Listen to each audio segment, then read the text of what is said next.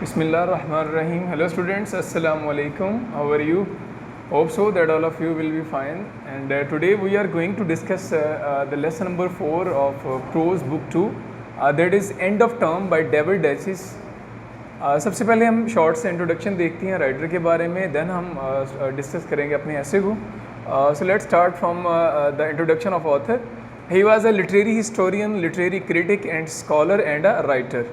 एक हिस्टोरियन था, क्रिटिक भी था, यानी कि क्रिटिसिज्म करता था एसेस के ऊपर, scholar and writer. And he road on English and Scottish literature. ज़्यादातर उसका जो काम है, ज़्यादातर उसकी जो क्रिटिसिज्म है वो इंग्लिश और स्कॉटिश लिटरेचर के ऊपर है. And he was the president of association for Scottish literary studies. President भी रहा है इस लिटरेरी स्टडीज़ का. एंड उसके बाद director of institute for advance studies in humanities at Edinburgh university. Edinburgh universities के अंदर डिपार्टमेंट जो था एडवांस स्टडीज़ का, उसके डायरेक्टर के फ़राइज़ भी सर अंजाम दिए. इसके बाद author of more than 50 books, 50 से ज़ायद किताबों का वो मुसन्निफ़ भी था. एंड 2 ऑटोबायोग्राफीज़ भी उसने रोल डाउन की हैं. उनमें से पहली उसकी थी 2 worlds an Edinburgh Jewish childhood, जो कि 1956 के अंदर जो थी वो पब्लिश हुई. एंड सेकेंड ऑटोबायोग्राफी थी promised land a portrait of my father, और ये 1997 के अंदर पब्लिश हुई थी. और आज का हमारा ऐसे एंड ऑफ टर्म, वो भी जो हमारी फर्स्ट ये वाली जो इसकी ऑटोबायोग्राफी थी उसमें से ही लिया गया है. 2 worlds and Edinburgh Jewish childhood 1956 के अंदर जो पब्लिश हुई. तो हम डिस्कस करते हैं अपने आज के ऐसे एंड ऑफ टर्म को, डेविड डाइचिस. एंड चाइल्डहुड मेमोरीज़, यहाँ पर राइटर स्टार्ट पे हमारे साथ शेयर करता है अपनी एंड ऑफ टर्म. टर्म का मतलब होता है तालीमी दौरानिया और एंड का मतलब होता है इख्तिताम. एंड ऑफ टर्म मीन तालीमी दौरानिए का इख्तिताम, यानी जो एजुकेशनल पीरियड है, स्टडी पीरियड है, उसकी बात की गई है. राइटर ने यहाँ पर पूरे ऐसे के अंदर हमारे साथ 2 चीज़ें शेयर की हैं. एक, उसने अपनी चाइल्डहुड मेमोरीज़ शेयर की हमारे साथ कि स्कूल जाना उसको किस तरह से लगता था, स्कूल टाइम कैसे स्पेंड करता था. और उसके बाद दूसरे पार्ट के अंदर उसने हमारे साथ डिस्कस किया अपने विशेज़ को, कि चाइल्डहुड विशेज़, पहले चाइल्डहुड मेमोरी स्कूल के बारे में, फिर चाइल्डहुड विशेज़ डिस्कस करेंगे. सो स्टार्ट करेंगे फर्स्ट पार्ट से, चाइल्डहुड मेमोरीज़. राइटर कहते हैं कि always long for weekend. Writer कहता है कि हमेशा, यानी कि स्कूल जाने के दौरान हमेशा ख्वाहिश होती थी वीकेंड की, यानी कि जो हॉलीडेज़ होती थी. राइटर फ्राइडे को उनको हाफ डे होता था और सैटरडे संडे 2 फुल हॉलीडेज़ होती थी. तो राइटर को बड़ी बेचैनी से, बेसब्री से इंतज़ार होता था हमेशा वीकेंड का. And school teachers book Friday thank God. Writer कहते हैं कि एक दफ़ा स्कूल की एक टीचर ने किताब लिखी जिसका नाम था फ्राइडे थैंक गॉड, यानी कि शुक्र है खुदा का जुम्मा आया. तो राइटर कहते हैं ये जो किताब है, ये मेरे जो ज़ाती जो मेरी फीलिंग्स हैं उनको बड़े अच्छे से क्लियरली जो है ना वो स्टेट कर दिया, बताती है ये वाली जो बुक है. क्योंकि उसके अंदर लिखा था कि किस तरह से स्टूडेंट जो है वो जुमे का वेट करता है, कितनी बेचैनी के साथ, बेसब्री के साथ, जैसे मैं भी राइटर कहते करता था वेट. स्कूल लाइफ जो थी वो मुश्किल थी, ऑल दो आई एंजॉयड. राइटर कहते हैं कि स्कूल लाइफ का टेन्योर जो था वो इंतहाई मुश्किल था. राइटर कहते हैं स्कूल जाना मुझे मुश्किल नहीं लगता था, मैं क्लासरूम वर्क को एंजॉय भी करता था, क्लासरूम के काम से मुझे कोई परेशानी नहीं थी. लेकिन स्कूल के अंदर daily grind of school, school का रोज़ का जो काम है, फीरियस कंपटीशन, वहाँ पर बहुत ज़्यादा शदीद मुकाबला जात क्लास के अंदर, अबंडेंट होमवर्क और बहुत ज़्यादा मिलने वाला घर के लिए काम, and sense of never being able to relax. और ये चीज़ कि कभी भी इंसान जो था वो रिलैक्स होने के एहसास उसके अंदर नहीं आता था. ये वाली जो चीज़ें थी, राइटर कहता है ये चीज़ें मुझे हमेशा परेशान करती थी. इन वजूहात की वजह से राइटर कहता है कि मैं हमेशा वेट करता था, किसका, वीकेंड का वेट करता होता था. फिर वो बताते हैं हमें कि ये उसकी ख्वाहिशात अपने, यानी कि वीकेंड के बारे में. फिर राइटर बताता है कि वो राइटर यानी डेविड डाइचिस और उसका एक भाई लियोनल और उसकी एक सिस्टर सिल्विया एटिक फ्लोर के ऊपर, यानी जो बलाई मंजिल होती थी वहाँ पर ये सोते थे. और राइटर कहता है कि हर सुबह के वक्त, यानी बलाई मंजिल के ऊपर सोते हुए, हर सुबह जब स्कूल जाने का टाइम होना और स्कूल जाने के लिए नौकरानी जो उनकी मेड थी वो उठाने के लिए जब ऊपर आती चढ़ के, तो सारी बात है वो बलाई मंजिल पर जाने के लिए वो सीढ़ियों का इंतखाब करती. तो जब वो चल के आती तो चलने के उसकी जो कदमों के उठने की आवाज़ थी, राइटर कहता है कि मैं उसी आवाज़ का ही इंतज़ार कर रहा होता था लेटे लेटे, और वो आवाज़ बड़ी मनहूस मुझे लगती थी. बल्कि राइटर ने फ्रेज़ यूज़ की, समन्स टू डेमनेशन, कि ये आवाज़ जो थी वो हमारे लिए किसी जहन्नमी बुलावे से कम नहीं थी. क्योंकि जो ही वो रूम के अंदर एंटर होती, उनकी नौकरानी और आते फ़ौरन ही कहती थी कि डेविड, लेनल, सिल्विया, टाइम, यानी सारे उठ जाओ और स्कूल जाने का जो है वो वक्त हो गया है. तो ये चीज़ राइटर को हमेशा मॉर्निंग के अंदर ही जब वो डिप्रेस कर देती थी, परेशान कर देती थी। और पूरी स्कूल लाइफ के अंदर राइटर कहता है कि मैं इस सिचुएशन से दो चार रहा हूँ, यानी जब तक स्कूल लाइफ चलती रही है तब तक ये जो मॉर्निंग के अंदर उठना, नुकरानी गाना जाना हमेशा उसे परेशान करता था। और उसके बाद राइटर कहते हैं कि ये इस एहसास से मेरी जान तब छूटी, यानी मॉर्निंग के अंदर उठने से, जब मैं यूनिवर्सिटी स्टूडेंट बना, यानी जब मैंने यूनिवर्सिटी मूव कर गया, स्कूल छोड़ दिया, तो वहाँ पर जाके वो जो सुबह को उठना था बिल्कुल ड्यू टाइम के ऊपर, उससे थोड़ा जो है ना उसके अंदर कमी आई। और अब यहाँ पर ये भी होता था कि यूनिवर्सिटी के अंदर बहुत कम क्लासेस लेना पड़ती थी और यूनिवर्सिटी के अंदर आने जाने की भी आज़ादी थी, यानी जब चाहो आओ, जब चाहो जाओ। तो ये चीज़ राइटर कहते हैं कि मेरे लिए ऐसे था बिल्कुल a new kind of academic world, कि मेरे लिए एक बिल्कुल एक नया जहान, एक नई दुनिया जो ना मुझे लगती थी। तो राइटर कहता है कि तब जाके मुझे जो है थोड़ा सुख का सांस आया जब मैं यूनिवर्सिटी स्टूडेंट बना। फिर राइटर मूव करता है कि थर्सडे मॉर्निंग जो है feel the end of weekend.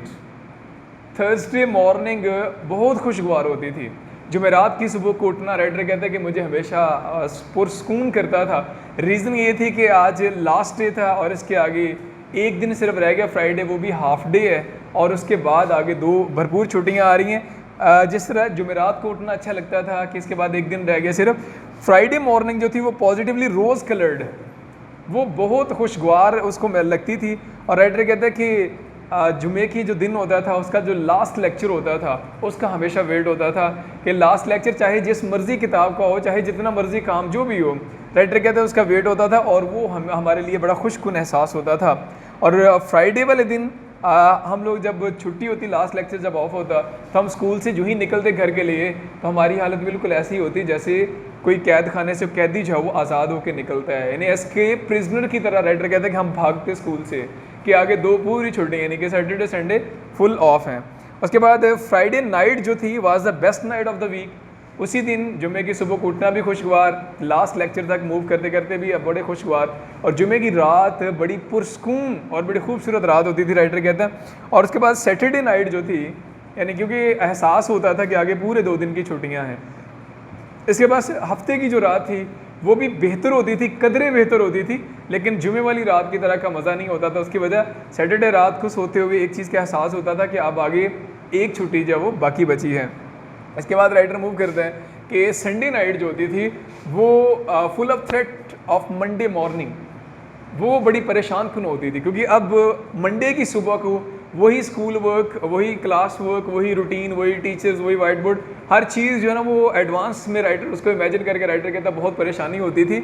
और संडे नाइट जो थी वो बड़ी भयानक, बल्कि फुल ऑफ थ्रेट्स, ख़तरात से भरपूर ये रात होती थी।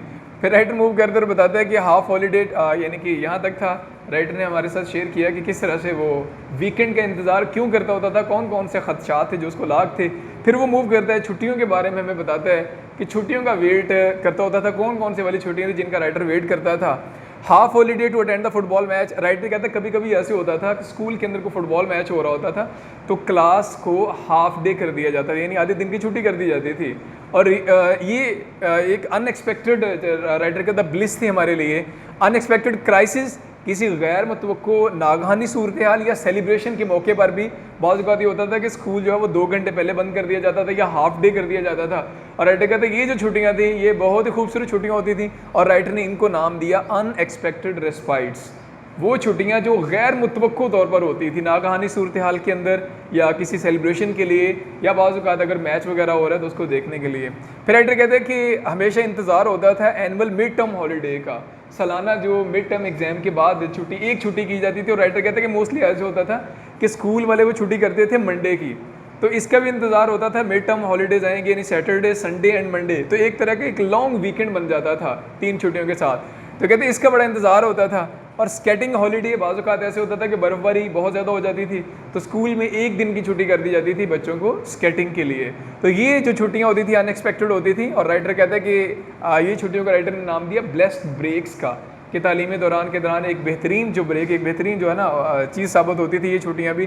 फिर राइटर कहता है कि 3 वीक्स छुट्टियाँ होती थी क्रिसमस और ईस्टर के मौके पर, 3 हफ्ते की छुट्टियाँ होती थी। बाद में राइटर कहता है कि कम हो के 2 हफ्ते की छुट्टियाँ रहेगी, उसके बाद कम हो के बदकिस्मती से राइटर कहता है कि वो 10 दिनों की छुट्टियाँ रहेगी। और राइटर के लिए ये जो छुट्टियों का पीरियड था ये भी बड़ा वेटिंग पीरियड होता था, यानी हमेशा इंतज़ार करता होता था ईस्टर का भी और क्रिसमस का भी। फिर राइटर बताता है हमें कि सबसे ज़्यादा जो इंतज़ार होता था राइटर को जिन छुट्टियों का, कि जब वो मुकम्मल तौर पर आज़ाद होगा क्लास वर्क से और होमवर्क से और मुकम्मल तौर पर वो अपने चिल करेगा, वो होता था उसकी 2 मंथ वेकेशन का। साल के बाद जो 2 महीने की छुट्टियाँ थी उसका राइटर को बड़ी बेसब्री से इंतज़ार होता था। और long period of bliss and enjoyment, writer कहता था कि ये जो अरसा था ये बहुत ही खूबसूरत और बड़ा इन्जॉयमेंट होता था। और बल्कि राइटर कहता है कि जो ही 2 महीने की छुट्टियाँ आती हैं और छुट्टियों का पहला दिन होता था, राइटर कहता है यकीन ही नहीं होता था कि वो जो पूरे साल की रूटीन बनी हुई थी कि वही मंडे मॉर्निंग को स्कूल जाना, फिर क्लास वर्क, फिर होमवर्क, फिर फ्रीएस कॉम्पिटिशंस और वहाँ पर वो सारा कुछ, राइटर कह रहे हैं अचानक ख्याल ही नहीं होता था, यानी कि बिलीव ही नहीं आता था कि आज हम उन सारी चीज़ों से, उन सारी चीज़ों से आज़ाद हो चुके हैं। राइटर ये थी समर हॉलीडेज़ जिनका राइटर को बहुत बेचैनी से इंतज़ार होता था। फिर राइटर मूव करते हैं, यहाँ तक उसने पार्ट 1 के अंदर फ्रेज के अंदर उसने बताया चाइल्डहुड मेमोरीज़, फिर उसने अपनी छुट्टियों के बारे में शेयर किया। और फिर राइटर मूव करते हैं नेक्स्ट पार्ट की तरफ कि wishes don't come true in life, कि ज़िंदगी के अंदर सारी ख्वाहिशात जो हैं वो पूरी नहीं होती। जैसे राइटर ने ख्वाहिश की थी, छोटा होता था राइटर कहते जब मैं बच्चा था तो मेरी ख्वाहिश थी ट्राईसाइकिल लेने की, लेकिन वो ख्वाहिश मेरी ज़िंदगी में पूरी नहीं हुई। फिर राइटर कहता है ख्वाहिश थी बाइसिकल लेने की, और ये राइटर कहता है मैंने ख्वाहिश अपनी पूरी की थी, लेकिन की किस तरह से थी कि जो घर में थोड़ी बहुत पॉकेट मनी मिलती थी उसको सेव किया। यूनिवर्सिटी में जब मूव किया तो यूनिवर्सिटी के अंदर एक कंपटीशन में पार्टिसिपेट किया, विन किया, और वहाँ से एक प्राइज़ मनी मिली, वो वाला प्राइज़ मनी और प्लस जो उसके पास अपनी सेविंग से मिला के राइटर कहता है यूनिवर्सिटी जाके मैंने बाइसिकल जो वो परचेज़ की। फिर इसके बाद राइटर कहता है कि बाज़ औक़ात ऐसे होता था कि हम अपने पास ही स्कूल के पास स्वीट की शॉप होती थी, तो वहाँ पर जाना और जाके खड़े होना और ये देखना कि शायद, यानी हमेशा इस ख्याल के साथ खड़े होते थे जाके कि शायद जो मिठाई वाला है शायद उसको हमारे ऊपर तरस आ जाए और वो फ्री के अंदर रह जाए, वो मिठाई दे दे। और एक राइटर कहता है कि ऐसा भी ज़िंदगी में कभी नहीं हुआ। और फिर आइसक्रीम बारों के पास, यानी रेडी जो थी आइसक्रीम वाली, सेलमैन आता था उसके पास जाके खड़े हो जाते थे, लेकिन कहता है ऐसा भी कभी लाइफ के अंदर नहीं हुआ कि जो रेडी वाला आइसक्रीम वाला है उसने कभी फ्री में आइसक्रीम दी हो।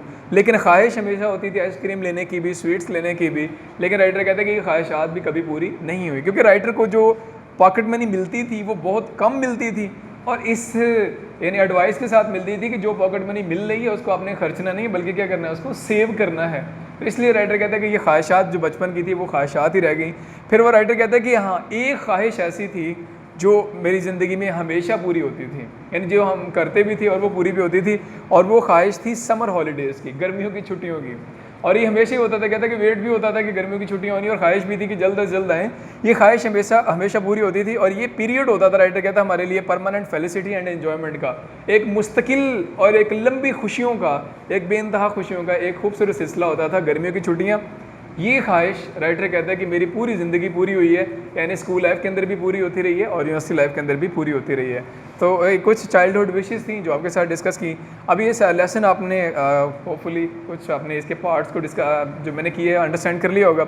एंड पे राइटर हमें बताता है कि दुनिया में कहीं भी ये जो एहसासात राइटर ने लिखे हैं कि मंडे मॉर्निंग किस तरह से वो थ्रेट होता है और फियरफुल होती है, और किस तरह से संडे नाइट का क्या सीन होता है, उसके बाद फ्राइडे का क्या सीन होता है, तमाम दुनिया के अंदर पाए जाने वाले, चाहे दुनिया के जिस मर्जी हिस्से में रहने वाला कोई सा भी बच्चा है, इस चीज़ से को बालातर रखते हुए कि वो कौन से रंग का है, कौन से मज़हब का है, कौन सी नस्ल का है, कौन सी ज़बान से ताल्लुक़ रखता है, तमाम दुनिया के हिस्सों में रहने वाले तमाम जो इंसान हैं, प्लेजर्स, पेन, फियर और डिज़ायर, ये 4 चीज़ें, इंसानी खुशियाँ, इंसानी दुख तकलीफ़, इंसानी खौफ और इंसानी ख्वाहिशात, कहते हैं कि सेम एवरीवेयर, दुनिया के किसी भी हिस्से में रहने वाले चाहे इंसान जैसा भी है उसके अंदर ये सारे एहसासात ज़रूर पाए जाते हैं। और यही चीज़ है कि ये चारों एहसासात जो है ना वो हमें यूनिवर्सल ह्यूमन पैशंस के और इमोशंस के अंदर जोड़ते हैं, कि हम ये कायनात जो अल्लाह ताला ने डेवलप की हुई है इसके अंदर हम यूनिवर्सल का हिस्सा तब बनते हैं, इस कायनात का हिस्सा तब बनते हैं यूनिवर्स का, जब हमारे अंदर ये सारे एहसासात होते हैं। क्योंकि बीइंग अ ह्यूमन बीइंग, हर इंसान के अंदर, हर जगह पर पाए जाने वाले इंसान के अंदर ये ख्वाहिशात जो हैं वो एग्जिस्ट करती हैं। और फिर राइटर कहते हैं कि शायद एक सेम सिस्टम है जो हर जगह पर सेम वर्क करता है, यानी दुनिया के किसी भी हिस्से में पाए जाने वाला कोई सा भी इंसान है, जैसे मैंने शुरू में बताया अभी कि बालातक रखते हुए कि किस मज़हब का है, किस नस्ल का है, किस रंग का है, जिस मर्ज़ी से में राइटर कहता है कि इंसान पाया जाता है उसके अंदर सेम सिस्टम, सेम सॉफ्टवेयर जो वो वर्क कर रहा है। और ये फीलिंग्स असल में इंसान को इस काबिल बनाती हैं कि पूरी इंसानियत जो है वो ग्लोबल विलेज के अंदर जो है वो कन्वर्ट हो जाती है। हम सब इंसान एक दूसरे के साथ लिंक्ड हैं, और सिर्फ इस वजह से लिंक है क्योंकि हमारी ख्वाहिशात, हमारे डर, हमारे खौफ, हमारी परेशानियाँ ये सारा कुछ जो है और हमारी उम्मीदें, ये सारी चीज़ें दुनिया के हर हिस्से में पाए जाने वाले इंसानों के साथ एक कॉमन ट्रेड, एक कॉमन मुश्तरक खूबी है ये वाली। तो इसके साथ ही हम मूव करते हैं रीडिंग की तरफ, लेसन की end of term. I believe a school teacher wrote a book some years ago with the title Friday Thank God। Writer कहता है कि कुछ साल पहले एक राइटर ने एक बुक लिखी, टाइटल था उसका Friday thank God. That phrase express perfectly my attitude the arrival of the weekend. और ये जो लाइन है, ये जो जुमला है, राइटर कहता है कि बड़ी बेहतरीन तरीके से वो क्या नाम है बताता है, बड़े बेहतरीन तरीके से बयान करता है मेरे अपने एहसासात को कि मैं कैसा महसूस करता था इस दिन के बारे में। During the term time when I was a school boy, जब मैं स्कूल बॉय था, यानी जब मैं स्कूल बॉय था तो मैं फ्राइडे के बारे में क्या सोचता था, बिल्कुल वैसे ही एहसासात का जिक्र किया गया फ्राइडे थैंक गॉड बुक के अंदर। The daily grind of school, और रोज़ का स्कूल का जो थका देने वाला काम था, विद इट्स अबंडेंट होमवर्क, और वाफिर जो होमवर्क है उसके साथ इट्स फीरियस कॉम्पिटिशन और शदीद मुकाबला जात, the sense of never being able to relax, और ये एहसास कि कभी भी हम पुरस्कून नहीं रहेंगे, pressed heavily upon me in spite of the fact, हम मेरे ऊपर कहता है हमेशा इसके बुरे असरार होते थे इन सारी ख्वाहिश, इन सारी बातों के कि मुकाबला जात के और ये एहसास के कभी रिलैक्स नहीं हो पाएंगे, और अबंडेंट होमवर्क और जो ग्राइंड ऑफ स्कूल था यानी स्कूल का मिलने वाला काम, ये सारी चीज़ें राइटर कहता है मेरे ऊपर बुरा असर डालते थे। In fact that I often enjoyed the actual classroom, हाँ हत्ता कि मैं क्लासरूम का जो काम था उसको इन्जॉय करता था, कि नहीं मैं क्लासरूम के काम से कभी फेडअप नहीं हुआ था, लेकिन ये जो रूटीन वर्क था ये मुझे थका देता था। Waking up in the morning with the knowledge, और सुबह सुबह बेदार होना इस इल्म के साथ, इस इल्म के साथ that one simply had to get out of bed, कि अब उठना ही पड़ेगा बिस्तर से, that there was no possibility of turning over for an extra dose, और अब मज़ीद जो है वो एक लम्हा भी, एक मिनट भी मिलने वाला नहीं है थोड़े से आराम के लिए भी। And seeing the hours of school stretching ahead, और सोचना कि आगे पूरा दिन जब वो स्कूल के अंदर गुजारना है, वाज अ डिसमिल एक्सपीरियंस, ये सोच हमेशा एक परेशान कुन ख्वाब, परेशान कुन तजर्बा था राइटर कहता है मेरे लिए, स्पेशली ऑन मंडे, और ख़ास कर ये जो एहसास था सोमवार की सुबह को बहुत शदीद होता था। वी हैड अ मेड, और राइटर कहता है हमारे घर में एक नौकरानी थी once, who would climb on each morning with the grim steps up to the attic floor, जो बड़े भारी बोझल कदमों के साथ कहते हैं सीढ़ियाँ चढ़ के ऊपर आती थी एटिक फ्लोर यानी बलाई मंजिल तक, where Lionel and I slept in the bedroom, जहाँ पर मैं और मेरा भाई लियोनल बेडरूम के अंदर सोए होते थे, and my sister Sylvia another, और मेरी बहन जो सिल्विया थी वो एक और रूम के अंदर सोई होती थी। And announces in D funeral Toons, और बड़े मातमी अंदाज के अंदर आके वो ऐलान कर दी, लियोनल, डेविड, सिल्विया, टाइम, तीनों के नाम कॉल कर दिया, फिर साथ ही बताती कि वक्त हो गया है। I use to lie waiting for that ominous treat, writer कहता है कि मैं लेटे लेटे उसी जो मनहूस, जो बदशुगन आवाज़ थी उसका मैं इंतज़ार करता होता था, on the uncarpeted attic floor stairs, यानी जो बगैर कालीन के सीढ़ियाँ थी उनके ऊपर जो चल के आने की आवाज़ थी उनकी नुकरानी की, उस मनहूस आवाज़ का लेटे लेटे राइटर कहता है मैं इंतज़ार करता था। And the voice it heralded sounded in my ears, और ये आवाज़ मेरे कानों में गूंजती थी लाइक समन्स टू डेमनेशन, बिल्कुल ऐसे जैसे जहन्नमी बुलावा हो, यानी बहुत खौफनाक, बहुत बुरी आवाज़ जैसा राइटर कहता लगती थी, और मैं कहता वेट भी कर रहा होता था कि ये होना ही होना है, यानी आवाज़ आनी ही आनी है। Anticipation was always worse than reality, और पेशबीनी हमेशा हकीकत से ज़्यादा खौफनाक होती थी। I don't remember ever being specially unhappy in class, writer कहता मुझे याद नहीं पड़ता कि मैं कभी क्लास के अंदर ना खुश हुआ, but the oppressive weight of the knowledge of full days work, लेकिन इस इल्म के साथ कि पूरा दिन स्कूल के अंदर स्पेंड करना है, remain a characteristic sensation of my childhood, ये मेरे पूरे बचपन जो था, पूरे बचपन के अंदर ये एहसास मेरे ऊपर हैवी रहा। And disappeared only after he had left over school, और सिर्फ तब ये एहसास ख़त्म हुआ जब मैंने स्कूल को छोड़ा एंड एंटर्ड द यूनिवर्सिटी, और मैं यूनिवर्सिटी के अंदर दाखिल हुआ, where the smaller number of classes to be attended, जहाँ पर कम क्लासेस अटेंड करना थी, and the freedom of the student to come and go meant completely new kind of academic world, और जहाँ पर तलबा को आज़ादी थी कि वो अपनी मर्ज़ी से आ जा सकते थे, और मेरे लिए राइटर कहते हैं कि बिल्कुल एक नई दुनिया थी। To wake up on Thursday morning, और जुमेरात की सुबह को उठना, to feel the end of the week already lying ahead, और ये सोचना कि आगे पूरा वीक यानी वीकेंड आने वाला है, आगे छुट्टियां आने वाली हैं, तो खुशकुन एहसास था। Friday morning was positively rose coloured, और जुमे की सुबह बहुत खुशगवार होती थी। Last period as each of our lesson was called, आखिरी जो लेक्चर होता था, जब जो भी लेसन पढ़ाया जाता था ऑन फ्राइडे वाले दिन, वट एवर द सब्जेक्ट, चाहे मजमून कोई सा भी होता, had it special happy flair of the end of the week, इसके अंदर एक खुशकुन एहसास छुपा होता था। यानी जुमे का जो आखिरी दिन होता था, सुबह उठना भी खूबसूरत खुशगवार होता था, और जुमे का जो लास्ट लेक्चर होता था, सब्जेक्ट चाहे जिस जौन सा मर्जी हो, उस लेक्चर के अंदर बैठना बहुत अच्छा लगता था, क्योंकि पता था कि आगे पूरा वीकेंड जो है वो आने वाला है।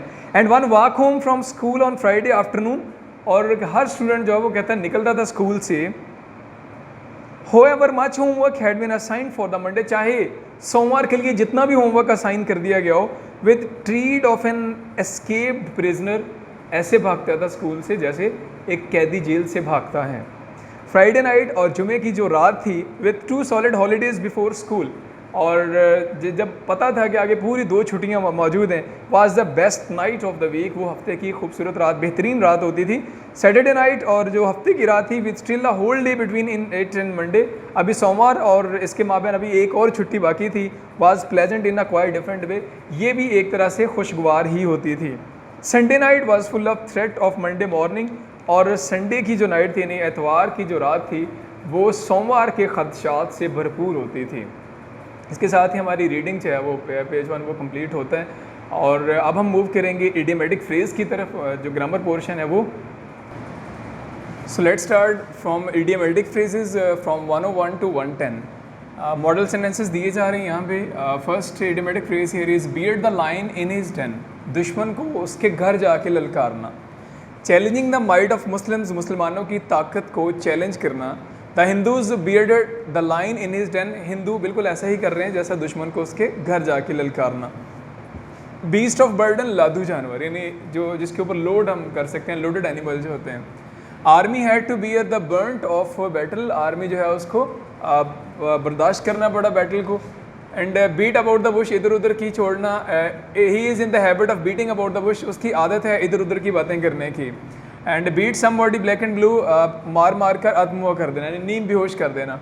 The police beat the thief black and blue, police ने चोर को मार मार के अधमुआ कर दिया। एंड बीट द एयर, बेकार कोशिश करना। Writing books is like beating the air, किताब लिखना यानी कि मुसन्नफ़ साजिश है, ये एक बेकार कोशिश है।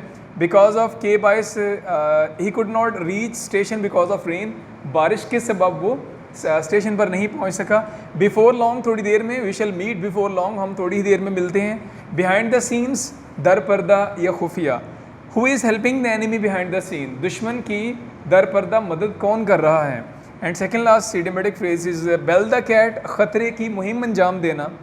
Who will bell the cat to report is corruption, उसकी करप्शन की रिपोर्ट करने के लिए, यानी उसकी करप्शन को जाहिर करने के लिए कौन सा वो ख़तरा मोल लेगा। एंड बीनीथ वंस डिग्निटी, शान के खिलाफ। It is below my dignity to disobey my parents and teachers, parents और टीचर्स को डिसोबे करना, यानी उनकी बात ना मानना, ये बात मेरी शान के खिलाफ है। So these were the idiomatic phrase from 101 to 110। Hope so कि इस उम्मीद के साथ कि आज का लेसन आपने अच्छे से समझ लिया होगा। मिलते हैं इंशाल्लाह नेक्स्ट लेसन के साथ नेक्स्ट क्लास में। तब तक के लिए अपना ख्याल रखिएगा। अल्लाह हाफिज़।